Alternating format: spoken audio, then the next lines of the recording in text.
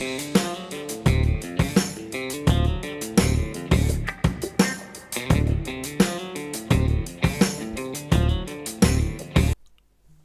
back to KP's Kingdom, Cooking with KP, and today I'm going to show you how I make my version of Mu Shu pork. Never heard of Mu Shu pork before? You will now. Let's try and get this together.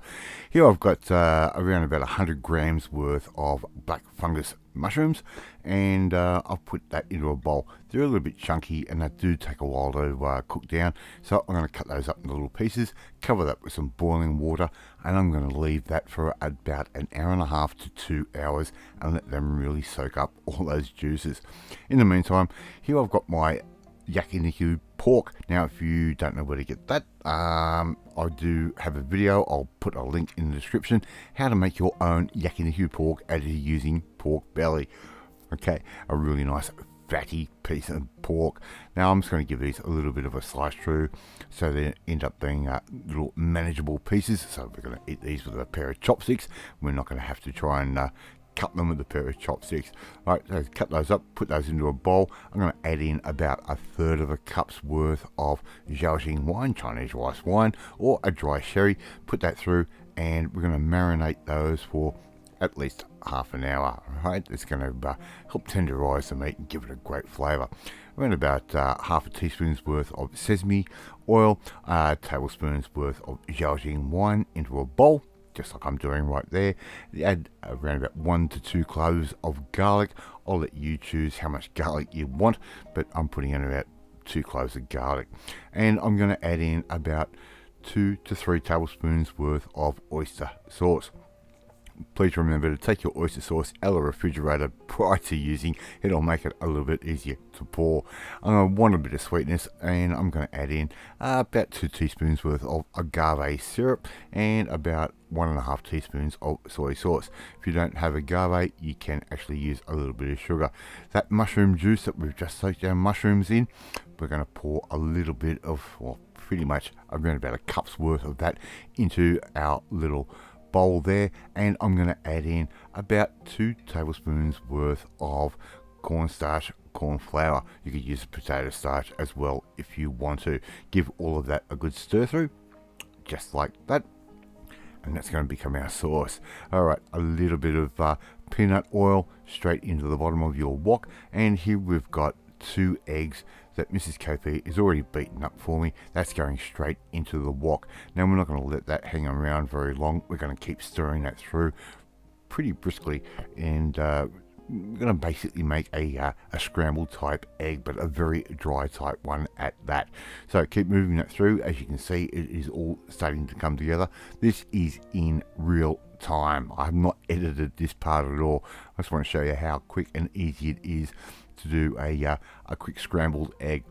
Right, so just keep moving that around in your wok, just like that. And if it's sticking a little bit, don't worry. It'll all come together at the end.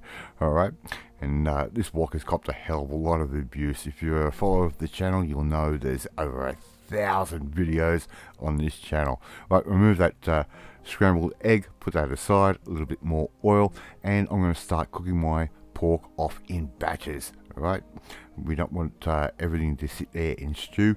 We want to get a nice sear on our pork. So yeah, if it takes you 10 batches, it takes you 10 batches. If it takes you 3, it takes you 3. But I'm going to put these in only for a few minutes aside. I'm going to cook these off for about 70 to 80% of the way through, because we're going to keep cooking these off a little bit later. So as I said, little batches, get them a little bit brown, and as you need to, add a little bit more oil. Right, a little bit more oil in our wok, add our mushrooms in, just like that. And these things will really take on a flavor profile and a smell all of their own. Absolutely intense mushroom flavors. Right, keep moving those around, get those cooking down. Now these things do need a little bit of persistence. They do need a little bit of moisture, and all I'm going to do eventually, add just a little bit more water in and let those mushrooms absorb even more water and let them cook down just a little bit more. Alright, they can actually be a little bit too firm for some people. I'm going to add in around about 2 cups worth of shredded cabbage that can go in. You could use wombok if you want, and you could even use a little bit of carrot. I'm just using what I've got laying around. Right, a little bit of shredded cabbage that can all go in just like that. Won't take very long to cook at all. I'm adding in a few little spring onions, and I'm also going to add in some bean sprouts, right? And it's just going to help bulk up this dish and give it a different flavor profile again, and another texture for us to have fun with.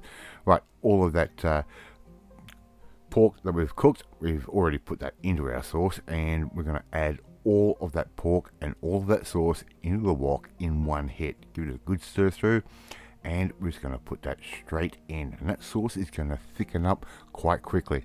So give that all a really good move through, just like I'm doing right there, and before you know it, you're going to have your own Mu Shu pork. Alright, very easy, very simple to do. Alright, I'm going to add in our noodle. I'm just using a thin egg noodle. Use a noodle of your choice, it doesn't really matter, it's up to you. And I'm going to add in our egg that's going in just like that, and we're going to give that a really good toss through like I'm about to do right here. Get all that sauce and all those flavors all mixed together, and all we have to do now really is get ready to serve up, and that is not too difficult at all. And if you haven't tried making Mu Shu pork before, or haven't even tried eating it before, it's a really nice subtle flavor. It's for those people that don't like anything over the top, right? It's really nice and simple. Serve it up just like that. We've got our spring onion, our bean sprout, our egg, and everything in the bowl. I'll obviously try and make this one at home. It is really simple to do. Alright, thank you so much for watching this video, really do appreciate it. And if you like this video, hit that like button, and if you don't like this video, hey, help a fella out and hit that like button, it really helps the algorithm. Don't forget to hit that notifications bell to be notified every time a new video goes up, and please share this video with all your friends on all platforms of social media. Leave a comment, I love reading, love responding to them, and I do respond to all comments.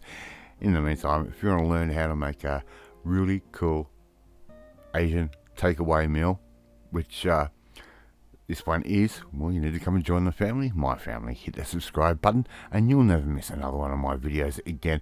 Off to eat my Mu Shu pork, and I will catch you next time. Bye.